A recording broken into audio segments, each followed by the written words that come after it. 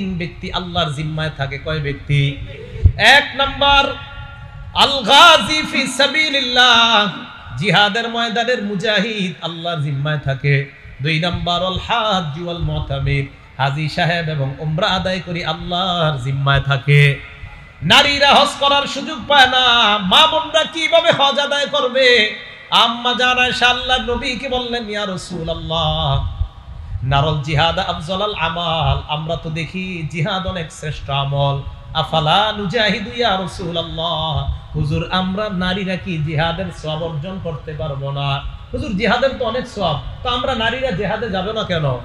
নবীজি বললেন, লা, তোমরা জিহাদে যাবা না, ওয়ালাকিন্না আফজালাল জিহাদ হাজ্জুন মাবরুর, নারীদের জন্য সবচেয়ে শ্রেষ্ঠ জিহাদ হলো কবুল হজ করা। কোন নারীর জিহাদ, এই নারীর জন্য জিহাদ হলো কোন নারী হজে যাওয়ার পর তার হজটা যদি আল্লাহ কবুল করে নেয়, ওই নারীকে জিহাদের ময়দানে গেলে যে সওয়াব, ওই সওয়াব আল্লাহ তাকে দান করে দেয়।